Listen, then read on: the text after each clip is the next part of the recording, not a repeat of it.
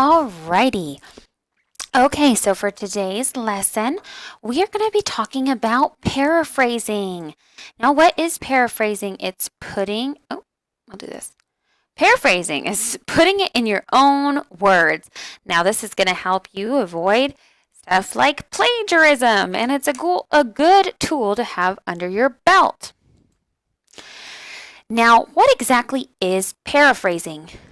There's three parts to it: identify, emphasize, and restate. First, we're going to identify the point of a passage or a reading. Next, we are going to emphasize the most essential details. Leave out any unnecessary details. Then we are going to restate what you read in your own words. Okay?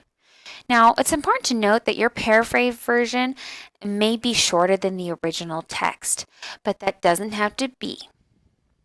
Sometimes it may be even longer, okay?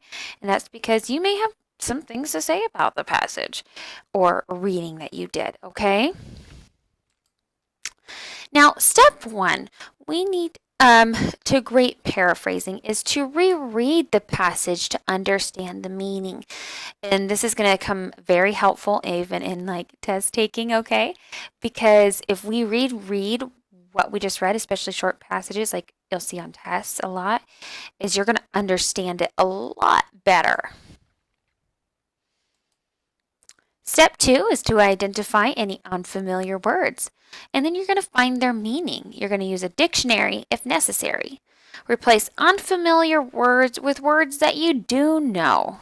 Okay, now this is going to be helpful because sometimes if there's big words, especially like on big tests, or in books or in poems that you just don't know, go back through and try to replace them with something a little bit simpler so you can understand it better.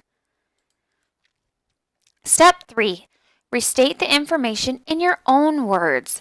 Look for main ideas. Emphasize the key ideas using your own words. Use a thesaurus if you can't think of a synonym. Okay, luckily we're in an online school setting.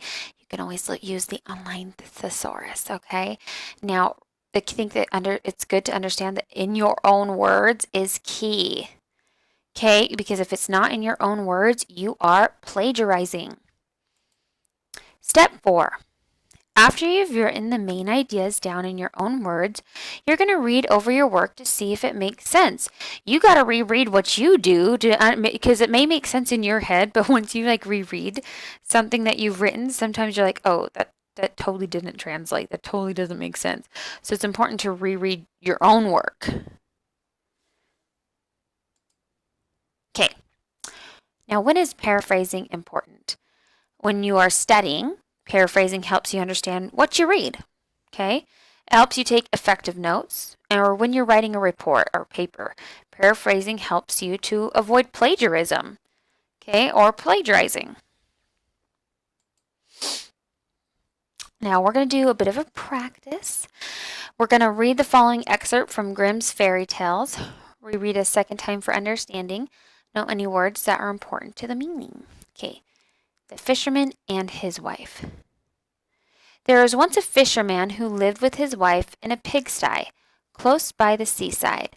The fisherman used to go out all day long a-fishing, and one day, as he sat on the shore with his rod, looking at the sparkling waves and watching his line, all on a sudden his float was dragged away deep into the water, and in drawing it up he pulled out a great fish. But the fish said, "Pray, let me live. I am not a real fish. I am an enchanted prince. Put me in the water again and let me go." Okay. "Oh ho," said the man, "you need not make so many words about the matter. I will have nothing to do with a fish that can talk. So swim away, sir, as soon as you please." Then he put him back into the water, and the fish darted straight down to the bottom and left a long streak of blood behind him on the wave. When the fisherman went home to his wife in the pigsty, he told her how he had caught a great fish, and how it had told him it was an enchanted prince, and how on hearing it speak he had let it go again. "Did you not ask it for anything?" said the wife. "We live very wretchedly here in this nasty, dirty pigsty. Do go back and tell the fish we want a snug little cottage. Okay, so if we remember our steps to paraphrasing, we are going to reread it. I will take a second and I'll let you pause this and have you read it yourself. Now, next slide, pause it and read it yourself. Okay, now we're going to look for any unknown words. Then we're going to pick out the main words and ideas that are important. Then use those words or their synonyms to write your paraphrase. For example, like fisherman, or wife, or pigsty, or fishing. Pulled out a great fish. Let me live. I'm an enchanted prince. Let me go. I have nothing to do with a fish that can talk. Then put him back. Okay, we're pulling out main ideas or words right here. Went home to his wife. He told her, did you not ask it for anything? Go back and tell the fish we want to live in a snug little cottage. Now, you might not understand what maybe snug may mean. That means like tight or cozy. Or pray, let me live. It's like, hey, let me go. Let me live another day. Okay, so we're pulling out keywords here. Like it'd be understand that it was important that they were fishermen and they lived in a pigsty, so a really gross, rundown place. He was fishing. When he was fishing, he pulled out a great fish, and the fish wanted him to let him go because he is an enchanted prince. And he had to ask him to let him go again. And the fisherman didn't want to have to do anything with a fish that could talk. Okay. And then the fisherman put him back. And when he went home to his wife, he told her what happened. And the wife was like, didn't you ask for anything? Go back and tell the fish we want a snug little cottage. Okay. This is you're pulling out keywords. Now, this could be you, since we're in an online setting, copying and pasting the story and putting it into like a Word document or a Google Docs and highlighting, okay? Now, we're going to look for any unknown words and then pick out main words, especially nouns and verbs here and ideas that are important. Then we're going to use those words or their synonyms to write your own paraphrase. Your version will be unique because it will be in your own words. Here's an example. Once a fisherman lived with his wife in a pigsty. So again, we're pulling these out.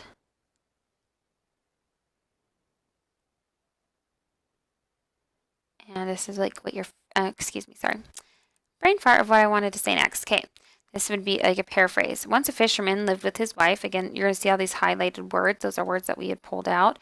Lived with his wife in a pigsty near the beach. He would go fishing all day, every day, and one day his float went under and he pulled out a big fish. The fish surprised him and said, please let me live. I'm really a prince. Put me back and let me go. The man said, oh my, don't fuss. I'll have nothing to do with a fish that can talk. Get away from here and swim away. Then he put him back into the water, and the fish scooted straight down to the bottom, leaving a trail of blood behind him in the water. When the fisherman went home to his wife in the pigsty, he told her about what happened. Didn't you ask for anything in return? Inquired his wife. We are miserable here in this nasty, dirty pigsty. Go back and tell that fish we want a nice little cottage. He owes you that much. The idea here is to tell the story again in your own words. Now, this is very different than the first story, okay? Because it's put into our own words, but we are using these key words here, not all of them that we pulled out, to make it our own paraphrase here. You're putting your own little style or twist on something. So when it's asking you to like summarize the story, you could paraphrase it in your own words. And you're using these tools, these 4 steps to reread the passage, to identify any unfamiliar words and use a dictionary and replace them with words you do know. You're going to restate the information in your own words, looking for main ideas, emphasizing the key ideas using your own words. And use a thesaurus if you can't think of a synonym for something so you're not plagiarizing. Okay, so we're restating here at step 3. And then step 4, we're obviously going to reread what we wrote down to make sure it makes sense. Okay, so that is paraphrasing. Now, if you want to, you can try your own paraphrasing using these stories. One is Rapunzel. I'll be quiet for a second and let you pause this video to read it and reread it.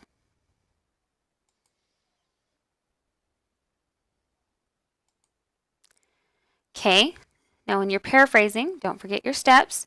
Make sure that you check yourself. Did you identify unknown words and find their meanings? Did you find the main ideas and key words? Did you reread the passion to clarify meaning? Did you use a thesaurus to find synonyms? Did you reread your paraphrased version to see if it made sense?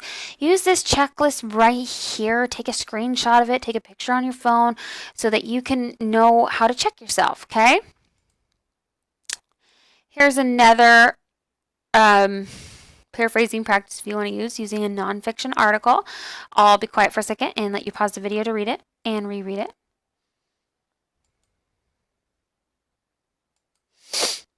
Now, as a little bit of a view, when you paraphrase, you put something in your own words. Again, key is your own words. First, you should reread and pick out main words and ideas, and then you should make sure you know any unfamiliar words and replace them with words you know. Then rewrite the words into your own words. Okay?